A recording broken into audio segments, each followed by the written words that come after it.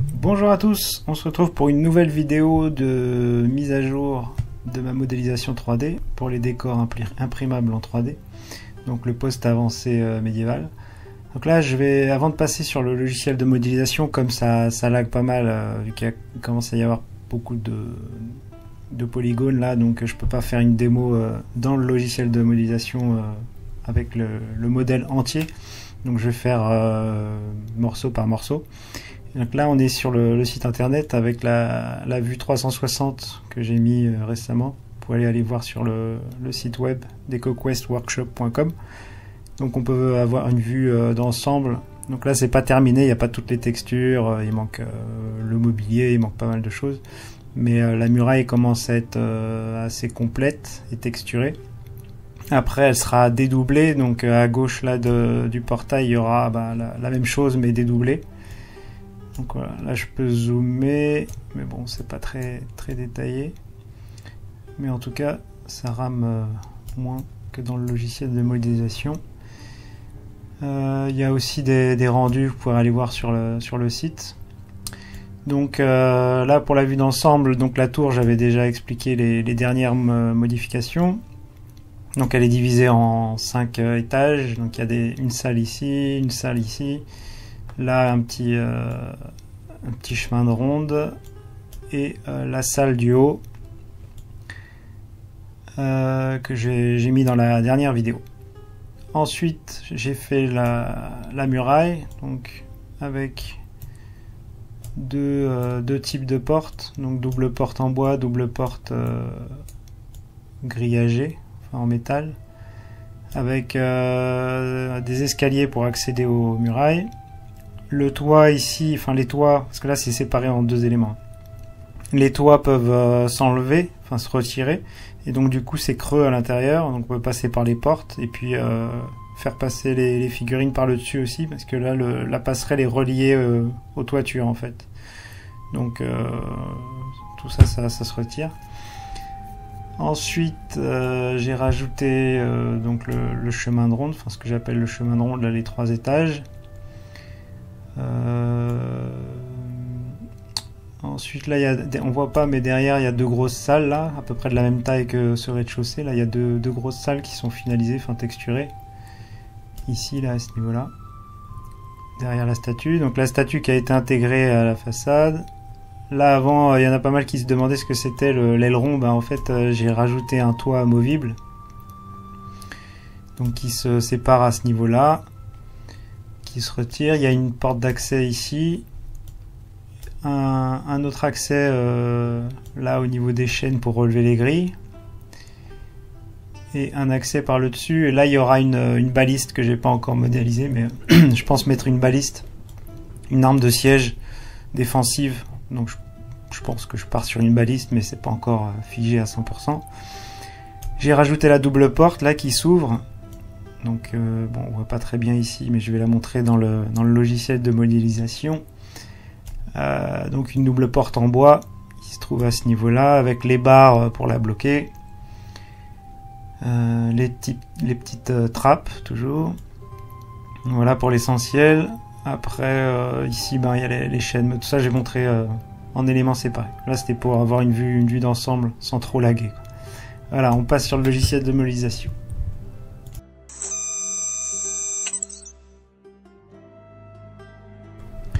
Donc on se retrouve dans le logiciel de modélisation avec juste le portail pour l'instant, et le gros élément gris là ça représente le terrain sur lequel sera posée la forteresse.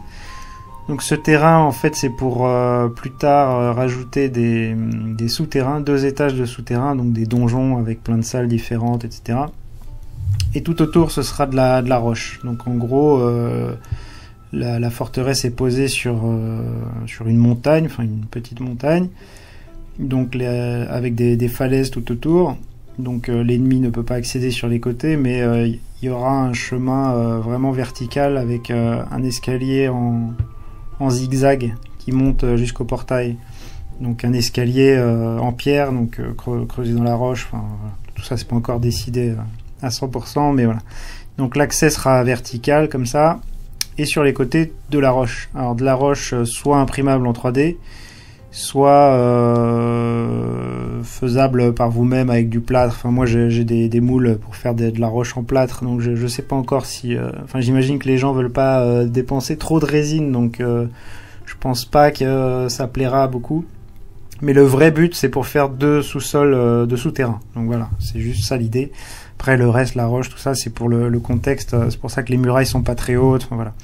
C'est au niveau gameplay, elle n'est pas censée se faire attaquer sur les côtés, quoi. Voilà, il y a plus un accès frontal.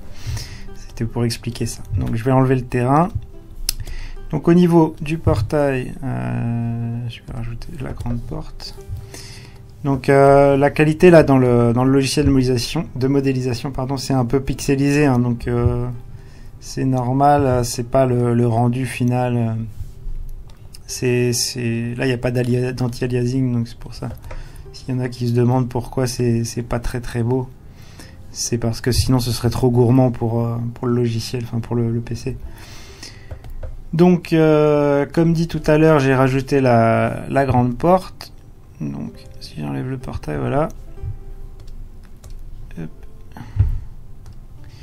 Donc une grande porte avec les barres pour bloquer l'arrière et une mini porte pour faire passer le personnel, enfin pour faire passer une figurine. Donc les grilles, je rappelle, coulissent dans ces deux petites rainures là. Voilà. Donc elles se calent dans des trous qui ont été faits.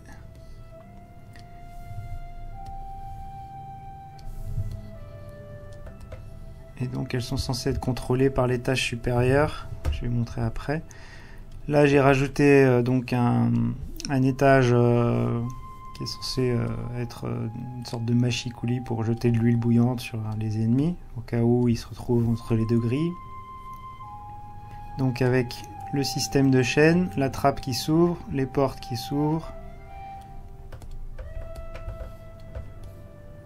avec les pics en métal. Voilà. Donc les chaînes, je sais pas trop comment ça va passer à l'impression 3D, mais normalement ça devrait aller.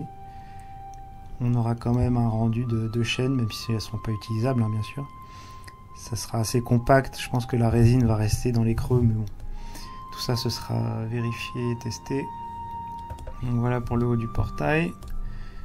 Ensuite, on a la façade statue avec le toit. Donc comme je disais, la statue a été intégrée dans le mur. Et donc le toit par-dessus qui vient se coller à cet étage. Texturé entièrement avec des fenêtres, des échelles pour accéder à une petite passerelle, enfin un petit étage en haut là.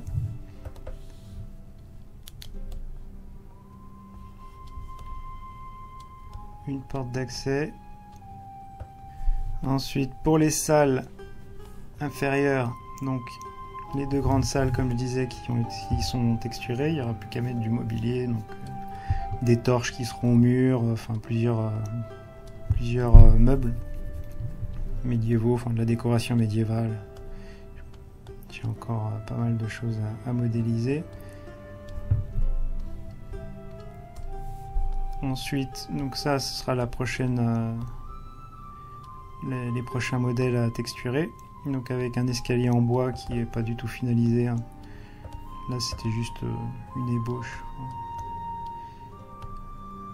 Un petit accès donc sous l'escalier là, comme il y avait un creux, je me suis dit tiens, je vais mettre une trappe, ça sera, c'est relié au balcon en fait.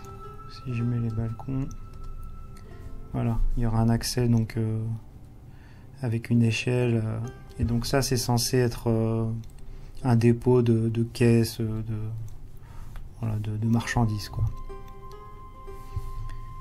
Donc j'enlève les balcons.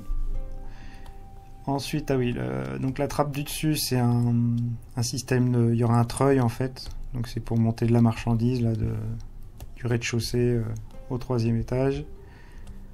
Donc il y aura un système de câbles, de chaînes. Ça se sera rajouté par la suite, hein, ce ne sera pas imprimable en 3D. Mais il y aura un treuil pour simuler au-dessus. Et il y aura une toiture qui viendra chapeauter le 3e étage. Voilà donc les murailles en 2 éléments, donc séparés là, à ce niveau-là, avec 2 doubles portes utilisables, les escaliers en pierre amovibles, et donc les toitures que je disais avec le plancher qui se sépare avec des petites armatures pour maintenir le tout, et donc c'est creux à l'intérieur, donc on peut accéder facilement aux figurines.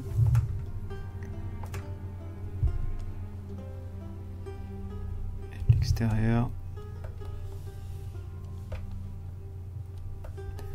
voilà pour les murailles. Voilà donc pour les dernières petites mises à jour. Donc je rappelle, tout est en éléments séparés, imprimable donc dans les dimensions de la Lego Saturn, Anycubic Mono X, la Frozen 4K je crois, je la connais pas bien celle-là, mais en gros tout ce qui est dans les 20 cm de haut, ça passera. Par exemple le portail, il fait, la statue par exemple fait 18 cm de haut, pour de l'échelle 28 mm, hein, bien sûr l'échelle est modifiable. Mais voilà, donc je fais en sorte que ça passe pour ces imprimantes là. Après pour réduire, pour aller par exemple sur de Lego Mars, ça risque d'être un peu compliqué pour certains détails, mais c'est faisable, hein. Bon après voilà, moi j'ai décidé de passer sur mes futurs tests sur la Mono X, parce que sur la Mars j'étais un peu limité au niveau des dimensions, mais ça reste faisable.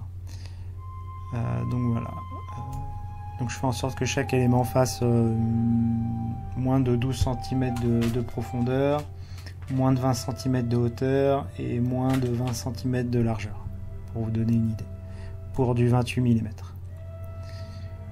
Voilà, si vous avez des questions, n'hésitez pas dans les commentaires, et abonnez-vous à la page Facebook pour avoir les dernières news. Et voilà, merci à tous, à bientôt pour une prochaine vidéo. Salut.